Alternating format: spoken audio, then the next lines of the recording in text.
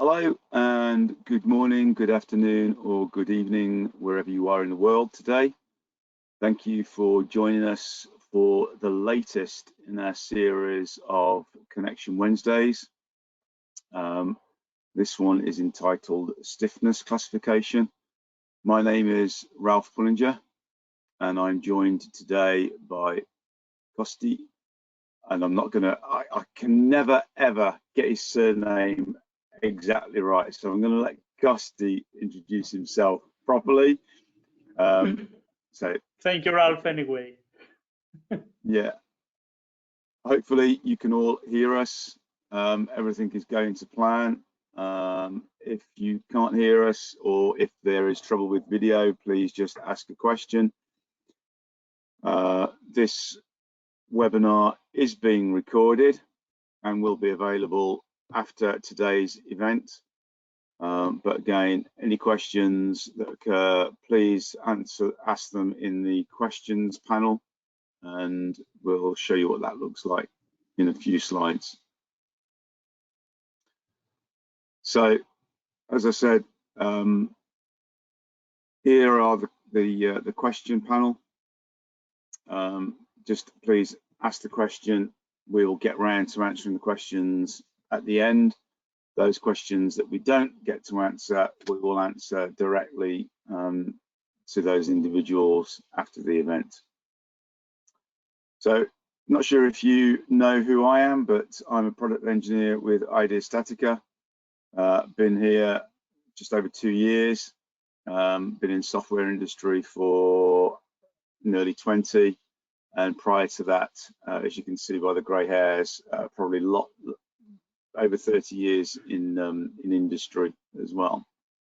So, as a consulting engineer, both sides of the fence, hopefully understand both software delivery, how the software should work, workflows, and what engineers are looking for. So I'll just let Kosti say a few words about himself. Well, my name is Kostas Hatzopoulos. I will say my surname since Ralph can pronounce it. I'm the technical manager of the StatiCa UK office. So basically, I'm in the software engineering industry for about 10 years. Before that, I was also a consultant. So yeah, I have also seen both ways of the fence, like Ralph said. So yeah, more or less, this is it. Okay. And I think we're ready Excellent. to go to move forward. Yeah. So next slide. Right. Yeah. So as I mentioned, this webinar is being recorded, and as usual, we like to kick things off with a quick poll. So there's going to be a simple three very simple questions on your screens in a few seconds. If you can just answer those for us, that would be wonderful, and then we'll get a feel for today's audience. So the first question is, are you an existing user of StatiCa Connection or member?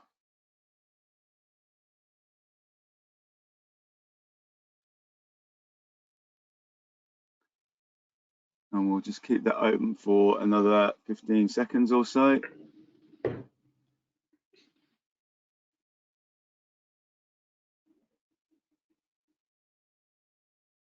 Okay.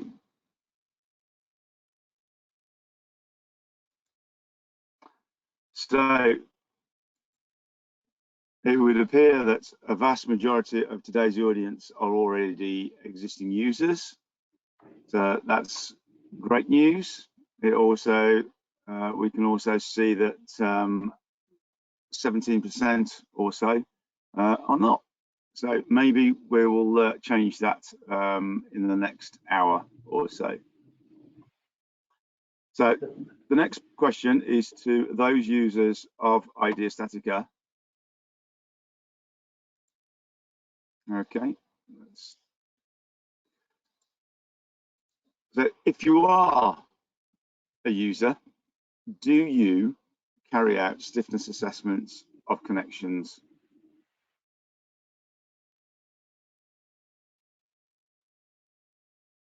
And I'll just keep this open for another 15 seconds.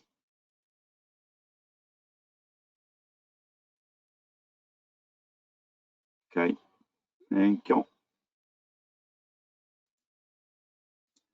So it would appear we have a 60-40 split, which is quite interesting. Actually, I think I was expecting less than 60% of those to be carrying out stiffness assessments. So from my perspective, that's quite encouraging. I'm not sure how do you feel about that, Kosti? Do you think that's a reasonable reflection? Yeah. I also have the sense that people are not performing stiffness analysis, but I think now that people are starting to understand the value there is in this type of analysis, and that we will also discuss later on. Yeah. So this is interesting, definitely. The value of stiffness assessments is a topic for the third and final question for this little poll. So those of you that do carry out stiffness analysis in idea StatiCa, do you then use those results in your global analysis application? So we're now talking about existing users. We know people that are using stiffness assessments, and what we would like to know is, do you actually do something with those results? So I'm just going to keep this open there for another couple of seconds. And we've got a very, very interesting split. Okay, so this is more or less 50-50. So those of you that are carrying out stiffness assessments, you stop there. It's half of you stop there, and half of you actually then incorporate them into your global analysis applications, which, I mean, those that are doing that, that's brilliant. Those that aren't at the moment, again, maybe you can start to see some benefits in doing so later on. So thank you for answering those slides, and I'm going to get rid of the webcam camera now and hand you over to Kosti. Thank you, Ralph, for the great introduction and for the presentation of the results, which was really impressive. And there is clearly a split in the results. So let's discuss why we should use the results of the stiffness analysis in our global analysis model. So in this webinar, we will look at the path from the global model to the design of the connections. We will evaluate the stiffness of a connection, return to the global model to apply it, and see how this affects the analysis results. To this end, I have prepared a workflow based on this simple frame that is in the cover of this webinar, and that I will use to demonstrate this process.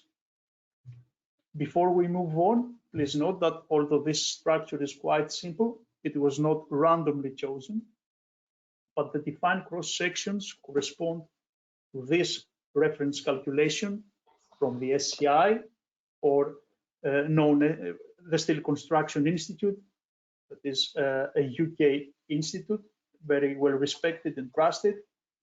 So as a result, we can measure our connection stiffness calculation and compare it with a trusted result. Without further ado, let's move on to the actual model in the global analysis software. And let's take a look at this model. This is loaded with a variable load and also with its self weight that's calculated automatically. And as a result, for this calculation, we have created two combinations, a ULS, one for the ultimate limit state And we also have an SLS calculation for the serviceability limit state, because we also want to compare the vertical deformations, since they're important.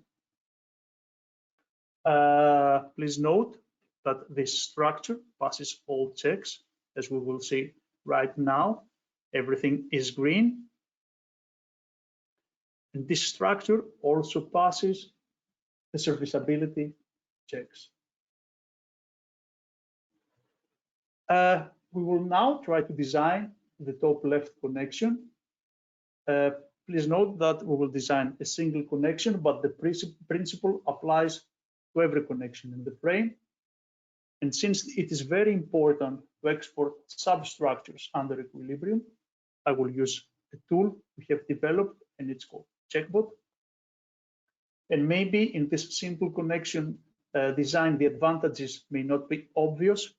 However, in your daily designs, where things quickly get complex and you have to calculate multiple connections for tens of hundreds of combinations each, the benefits of this tool, if you think with this in mind, the benefits of this tool quickly become apparent. Another important point is that the use of Checkbot does not require any specific global analysis software. I just used this one because I'm familiar with this. And we have links, we maintain links to the most important structural engineering packages out there. So let's move on. And since I want to export everything, I will select whole frame and then click on the Checkbot icon below.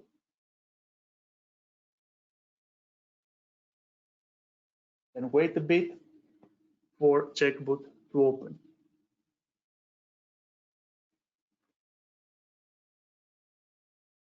Please note that these are pre-recorded sessions, and I have skipped the parts that are irrelevant to today's workflow, so I tried to speed up the process a bit.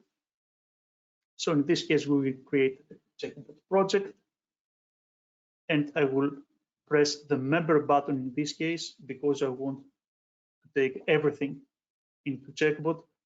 As later, I will also check my members using StatiCa member. The advantage of maintaining the structure here is that the connection to the global analysis model is maintained.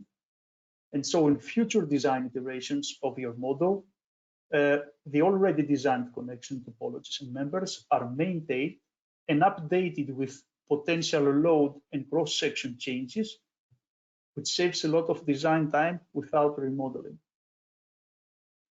Now, to design structural members or connections in Checkbot is based on a collection of combinations, which is called result classes. And in this case, we will create two result classes. I will create one, which I will rename to ULS, and this will be used for my connection design. And I will drag and drop the ULS combination into this result class. And I will create another one named all, which will contain both ULS and SLS combinations for my member check.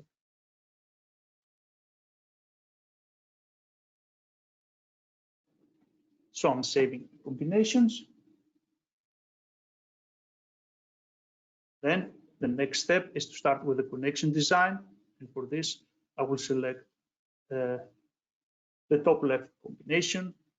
I will assign the result class name ULS, update the load, and then open it in StatiCa connection. Again, let's wait a bit for StatiCa to open.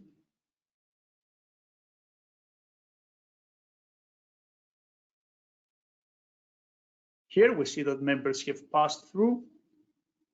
We also are using built-up members, a new feature in StatiCa 23. Looking at the load effects, we see that everything passed in equilibrium. Please note that all unbalanced forces as 0, which is an important feature of this design, which is automatically enforced for many combinations when they pass through Checkbot. Something that is very important. In this webinar, we will not insist on the modeling, and as such, I have already created a template of the reference SCI connection. And to apply this here, I'm using the connection library, and I will recall the template by pressing the propose button. The software identifies the topology, and I just need to press OK to apply this template on my connection. I'm setting the appropriate bolt rate and bolt size, and then I will also adjust the top flange throat thickness. This by directly right-clicking on the fillet weld. Again, I will do the same for my fillet, for my web fillet welds. And lastly, since the lateral members are single bolted connections, I will set their model type to NVYVZ so that to prevent the creation of the megals. The connection is ready to be solved. I just need to press calculate button, and it will take a bit.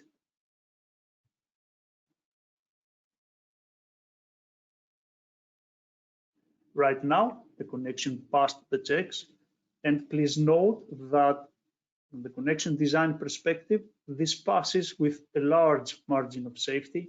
Everything is gray, which means that the connection remains in the elastic region. So the next step is to assess its rotational stiffness and classify it accordingly.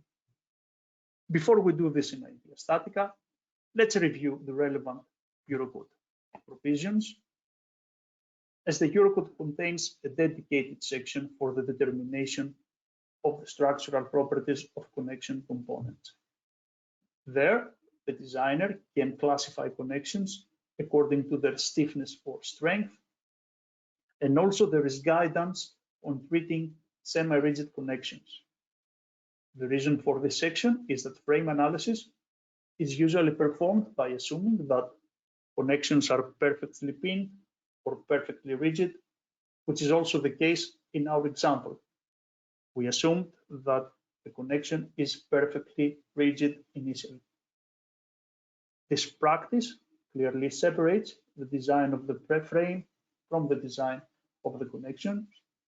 But in many situations, there is a clear economic advantage to using semi-rigid connections.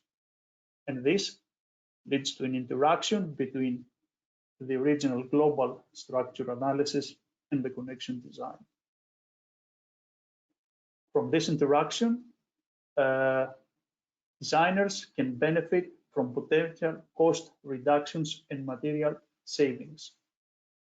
However, as the code warns, care should be taken because semi-rigid connections can adversely affect the response of other parts of the structure. This is what we're going to see in this webinar. For the stiffness assessment of the connection, the code identifies several components, the first of which is the design moment rotation characteristic curve, which is the diagram denoted by the thick black line. Then there is the design moment of resistance, which is the maximum moment that can be resisted by a connection. We then have the rotational stiffness, a characteristic that could be used to interact with global analysis. And then it's the rotation capacity, which is the maximum capacity that the connection can withstand.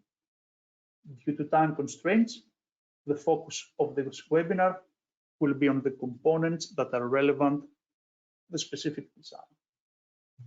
So let's look at them one by one.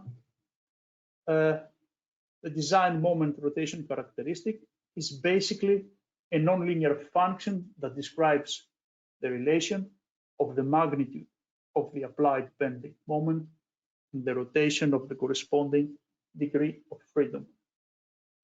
Essentially, this is a nonlinear rotational spring that could be applied at the corresponding member end. Then we have the rotational stiffness Sj, which is called also second stiffness, and this corresponds to the moment applied in the analysis. We also have the initial rotational stiffness, which is basically the slope of the elastic region of the design moment rotation diagram.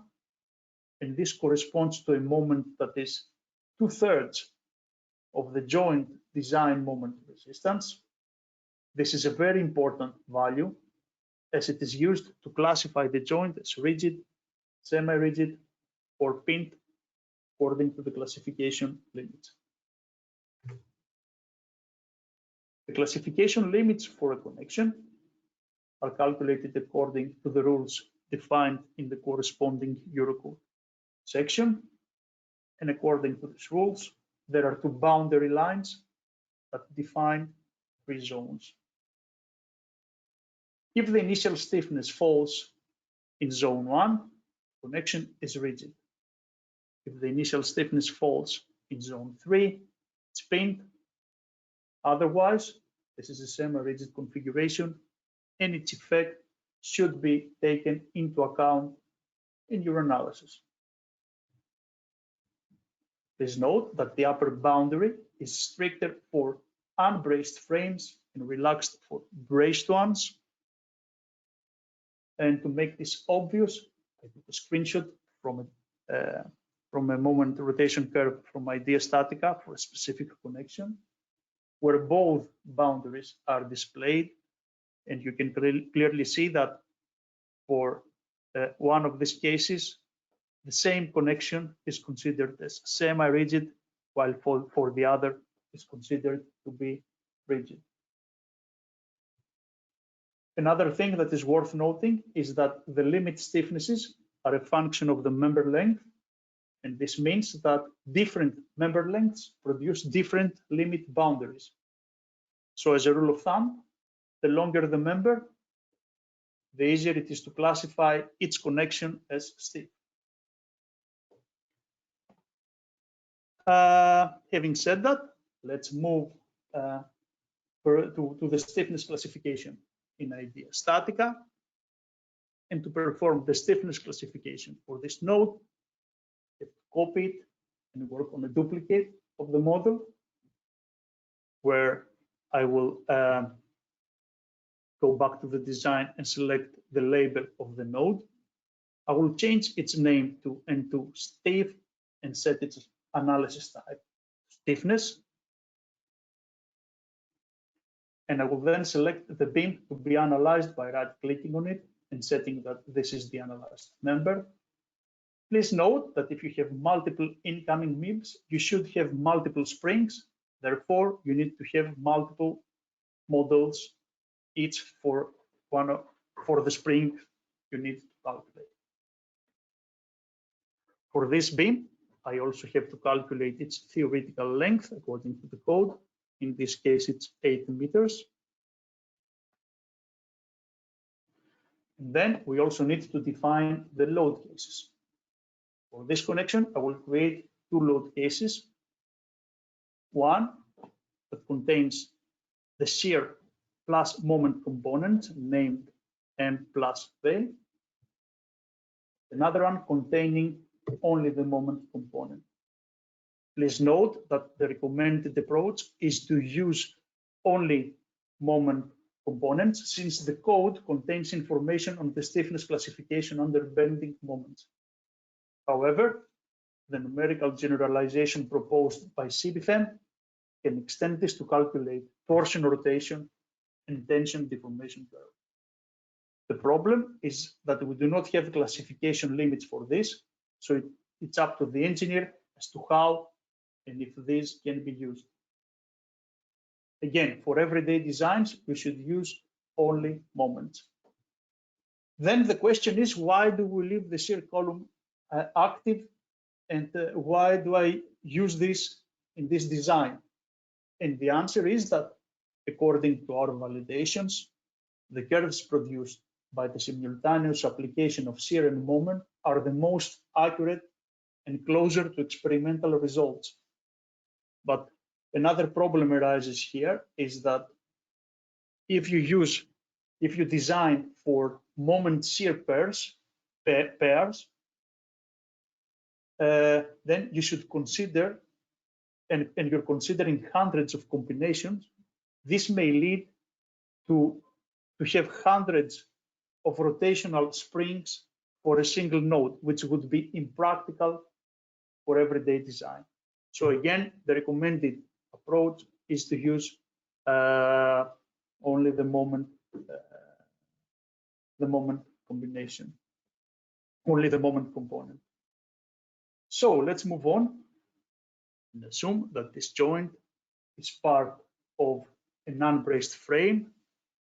And to make sure this is the case, we have to make sure that the braced system checkbox remains unchecked. So I press OK. And now I'm ready to press the calculate button and calculate the connection. Again, I have speed up this part of the analysis, but again, we have to wait a bit.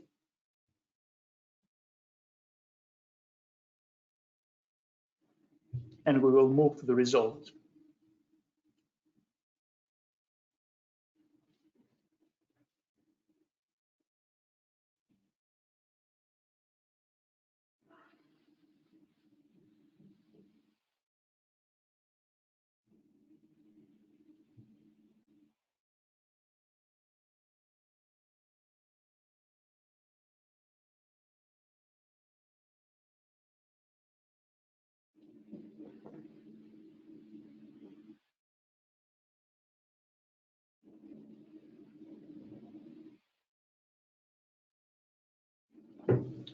We're nearly there.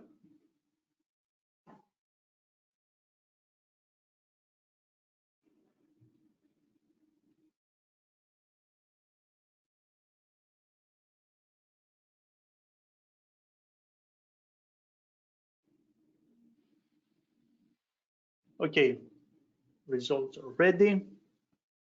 The calculation is over. So we need to move to the check tab where Idea StatiCa is the results. They are in the rotational stiffness tab where we have results for both cases. At the bottom, we have a graph where the results are displayed, and at the top, we have a table of values. I have taken this into my PowerPoint so that we can explain them. And using this diagram, the designer can get a lot of info about this design at a glance.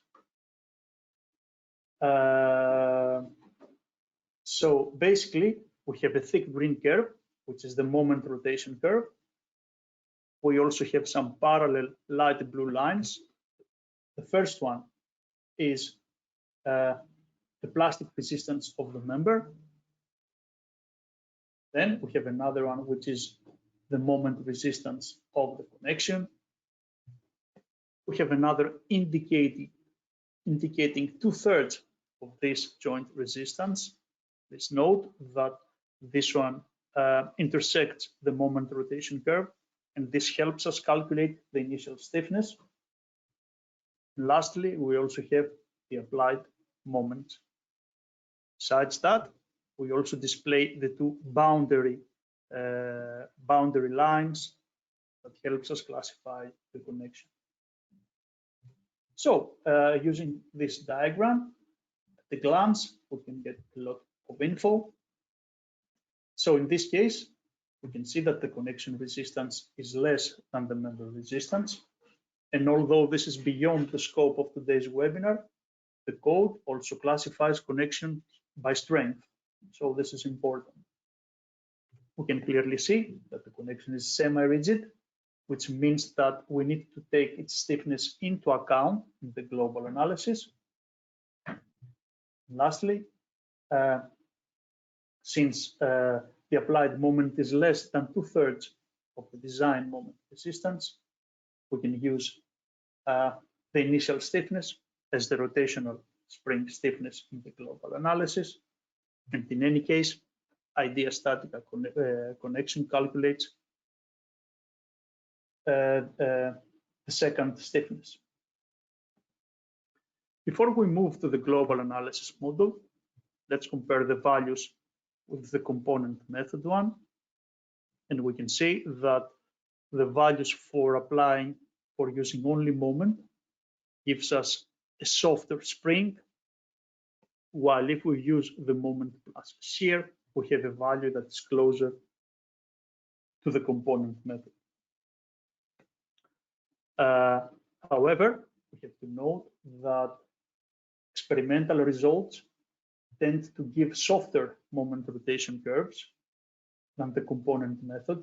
And in this slide, I'm displaying a graph taken from the book Component-Based Finite Element Design of State Connections, where we can see that the CBFEM, which is the red line, is very close to the lines taken from the experiments, unlike the component method. So in reality, things tend to be softer than what is predicted by the component method. So before we move back to the analysis, and in order to take into account the results of this calculation, I have created 3 more frames, 3 identical copies of the initial frame. In the first one, I use the rotational springs from the combination that contains only the moment component, the idea StatiCa solution. In the second one, I'm using the idea StatiCa solution containing moment plus shear. And lastly, I have the third version having the component method calculation from the SCI.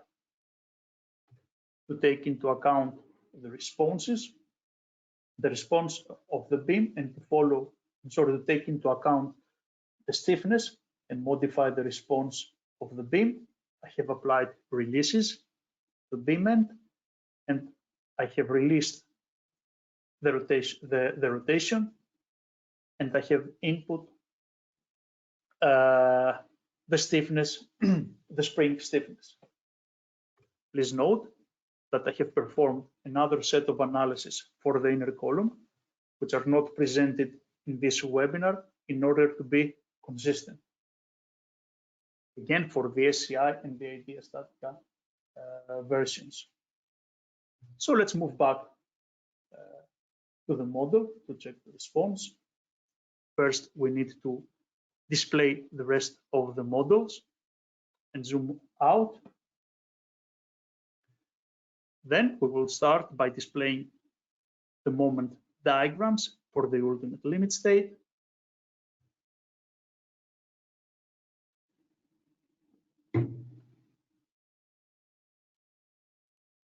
After refreshing the view, we can see that there is a moment redistribution, and we have in every model there is an increase in the sagging moment. However, the idea StatiCa models tend to have a higher sagging moment than the one that contains the influence of the component method. We will also display the vertical displacement.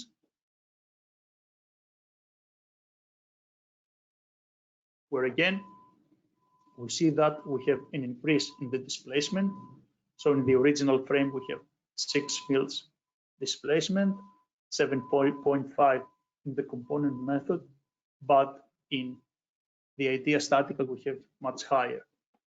And lastly, the most important thing is that if we perform the ULS check, now we have 2 failing frames, the ones containing the rotational springs from idea StatiCa, and we have, while the one from the component method is marginally passing the check. And the question at this point is, okay, what am I going to use? I think that 10 years ago, we could simply say to go one section up, but I think that right now things are not as simple because we have sustainability and optimization concerns. And at this point, I think that it would be really helpful if Ralph could comment on this, on optimization and sustainability concerns in design.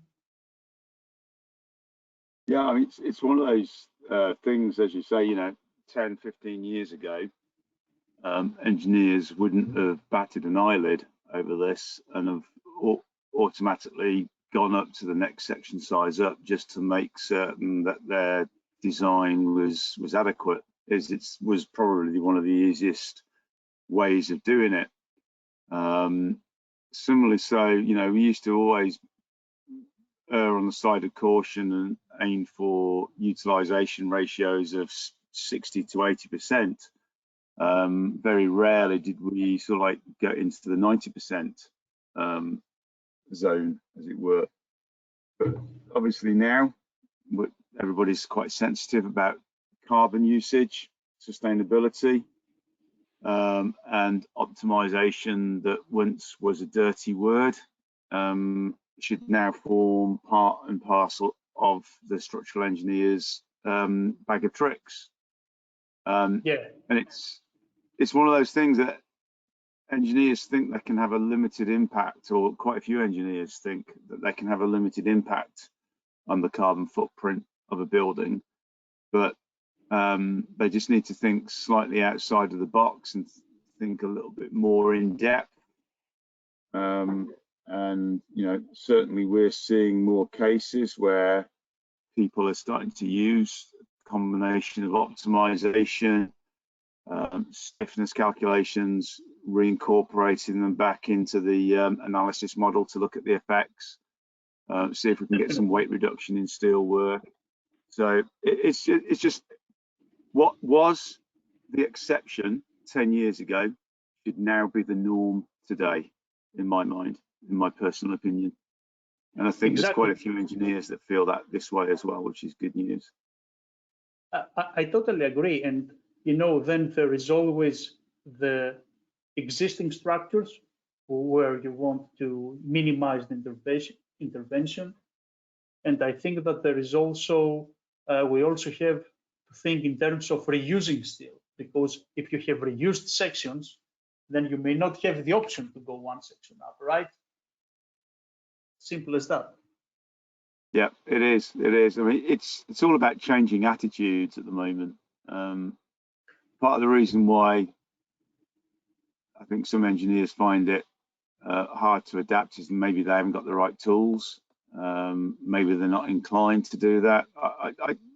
We don't know what the primary reasons, but the driver should be to get the most out of your design, using obviously the constraints that are given to you with regards to the intended use of the building. So it is possible. We have the tools, we have the technology. We can certainly answer the questions. Definitely. Thank you very much, Ralph, for this comment. And yes, building on what you said before, we have the tools, and this is called Idea StatiCa member, which I will show right now. Basically, Idea StatiCa member is a tool that allows us to analyze members, substructures in equilibrium.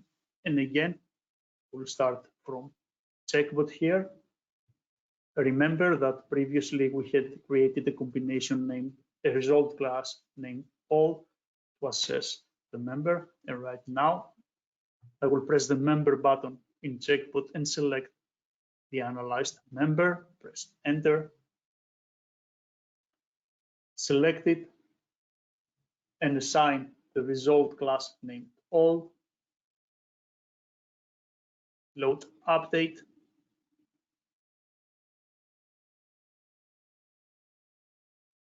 and then press the open button to open this in Idea StatiCa member. Again, let's wait a bit to export the geometry in the loads. And here In member, I have the option to have a model with the most accurate boundary conditions, where we can see that all the loads passed through the link, including those of the related members. We use the term related for the members that are partially included in the analysis, such as the columns in this case. And to define accurate boundary conditions, in this case, I will start from the loads and move them from the axis of the member to the top flange of the member where they're actually applied. And I will set their location to top. And besides the location, I will also set a width to have a realistic load application. The load graphically adjusts, and I will also move on with the rest of the loads. At this point, I would like to comment that in the critical moment equations provided in the Eurocode, the location of the load is indirectly taken into account by saying if the load is stabilizing or instabilizing, etc. So in this case, we're also modifying the load for the QLS. And since this is ready, let's go and define the connection topologies, which will be accurately accounted in this model by pressing the edit connection. I move back into idea StatiCa connection. Again, to use the tools I know.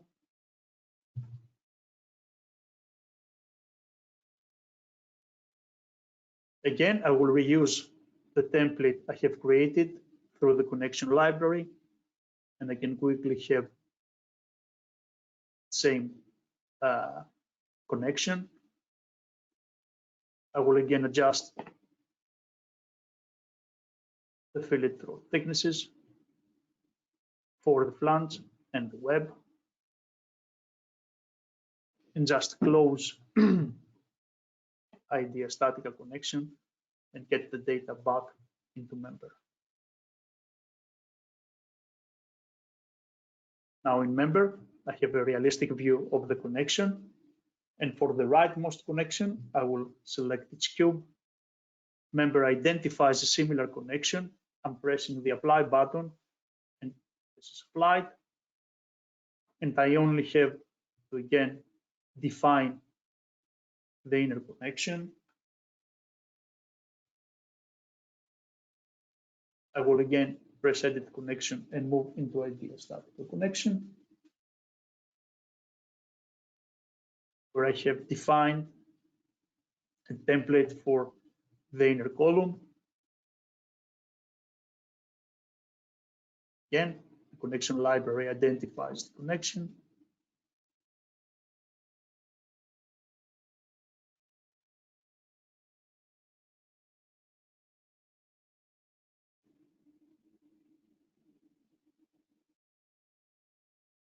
Closing this will take me back to member. And at this point, I would like to demonstrate that by selecting one of the loads and zoom in a little bit. Please note that the load is adjusted after the connection definition, so we have a realistic loading. Now I just need to press calculate, and a materially nonlinear analysis immediately starts.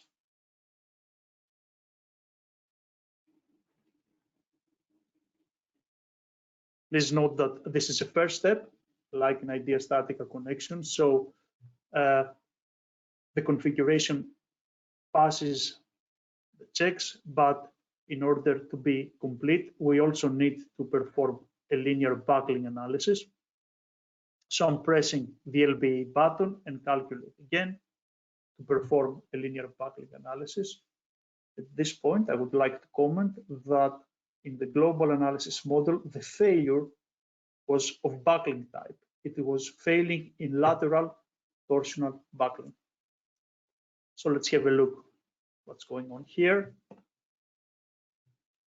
At this point, I would also like to comment that the SLS check, the SLS backlink is irrelevant in this case. We must check the ultimate limit state, which gives us a critical factor of 1.26. This is really low.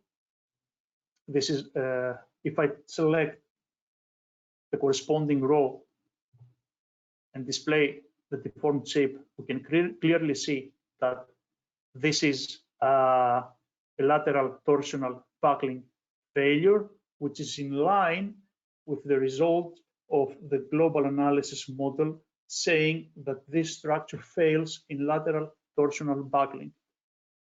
However, this fails in terms of linear analysis. The MNA, materially nonlinear analysis, is a nonlinear analysis. However, this needs to be verified with a linear backlink analysis, which in this case fails.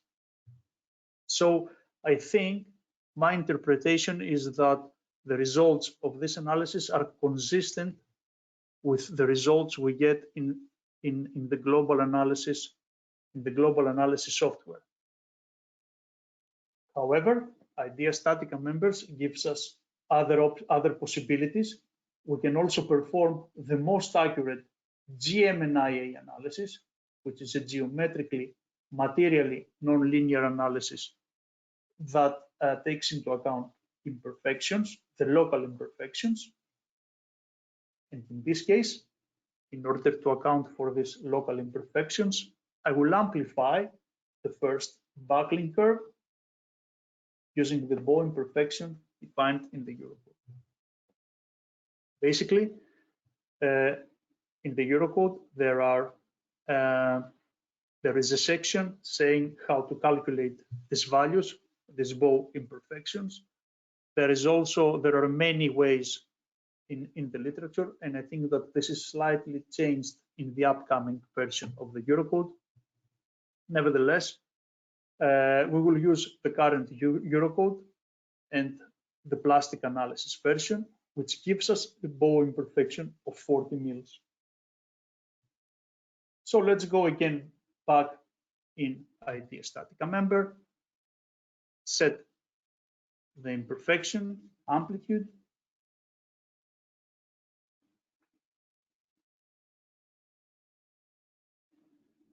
switch to the GMNIA analysis, and then press the calculate button.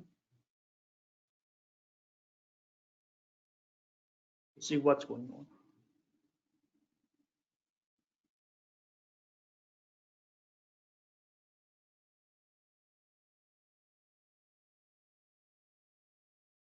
So let's wait a bit.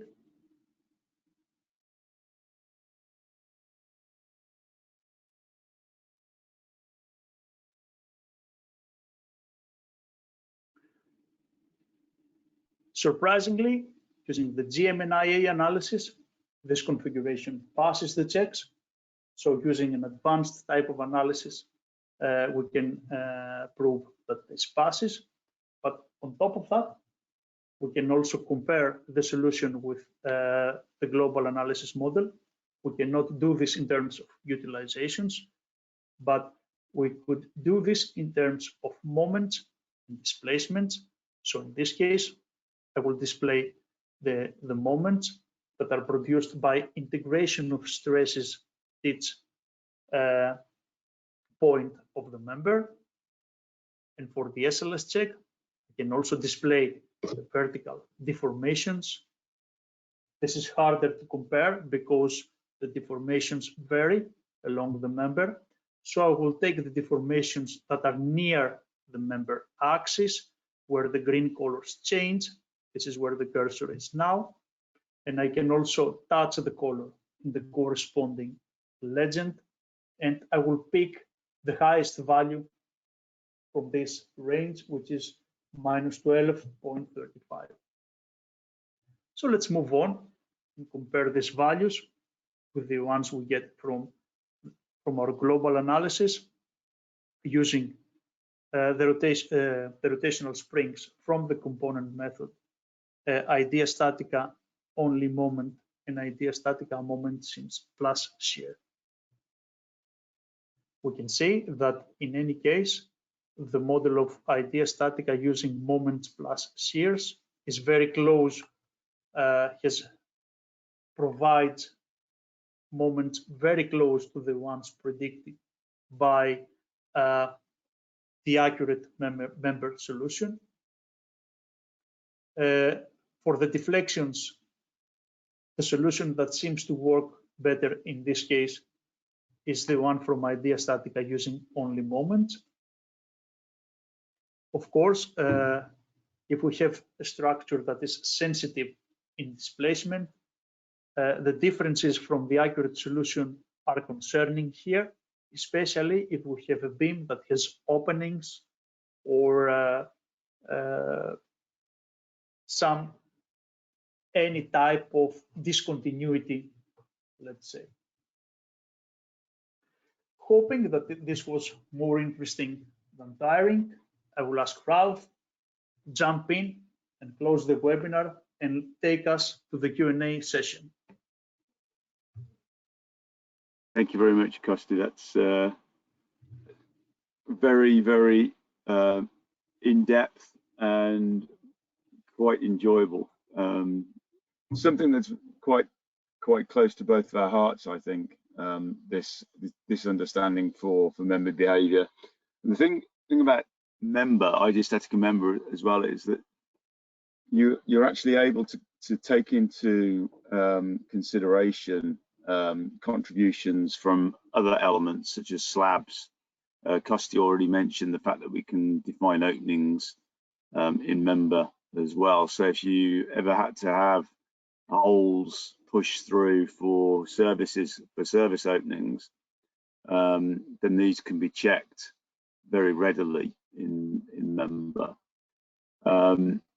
I just think it's great, looking at the workflow that we've got here with your global analysis application, a more in-depth analysis of specific components, connections to get the rotational stiffness of the member connections, pushing those back into the global analysis model, which I will also come on to in a few seconds, and then rerunning it to see what a more realistic result would be.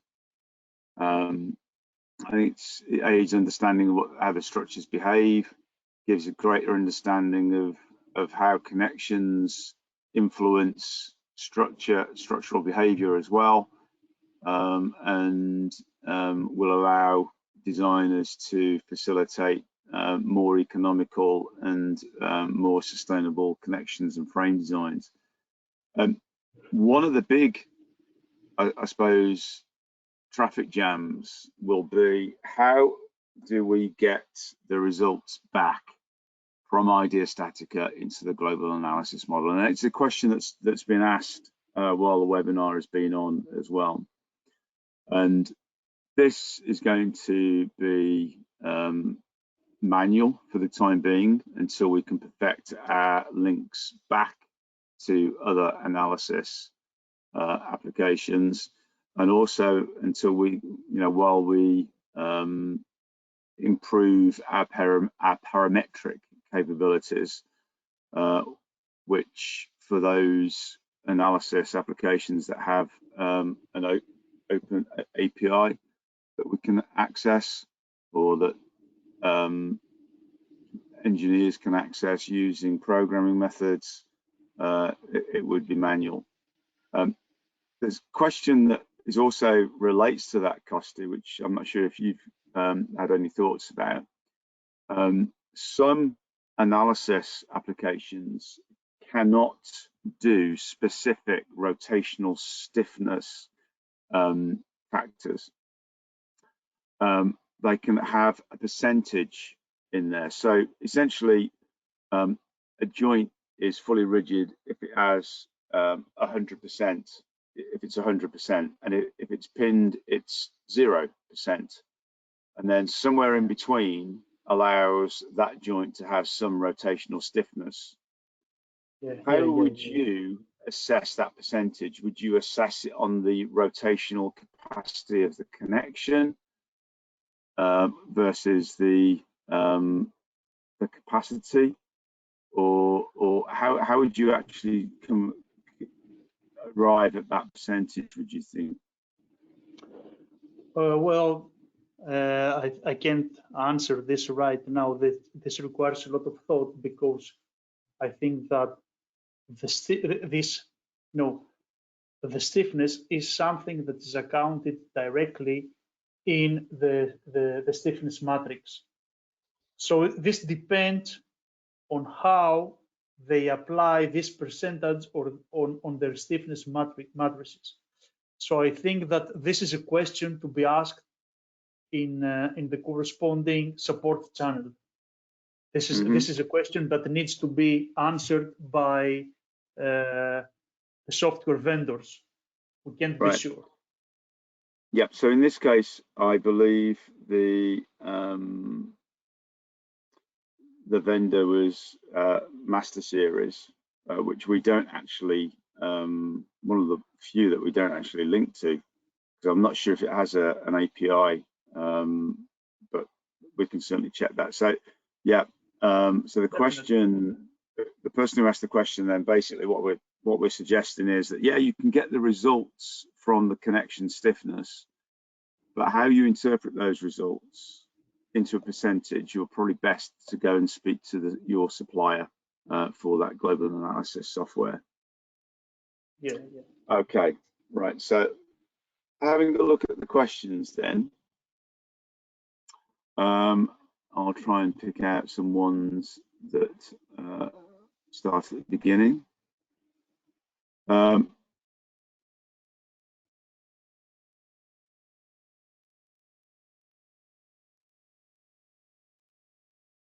So what is the recommended work? I think this has been asked and answered almost, is that what is the recommended workflow if the connection is defined as pinned in the global model, but I would like to verify this assumption in the connection application? So to my mind, it's a case of, well, there's only one, in my head, there is only one connection that is truly pinned. There is only one connection that is truly rigid. Everything else falls somewhere in between. And you can easily assess what that's going to be just by modeling the connection and running the classification as Costi has explained today. Could we explain a little bit more about the theoretical length? Is it just the span, or has it to be adjusted, Costi? Basically, this is strictly defined in the code. This is not something that we came up. The theoretical length is defined in the code, and this is the length between the nodes in your global. So your beam, it's not the span, it's not the clear span, but it's the actual length of your beam from the node in the left column to the node to the right. Maybe I could switch to the global analysis software here. So if selecting this member, this is 8 meters. This is what we entered from node to node. It's not the clear span. This is why this is called theoretical length.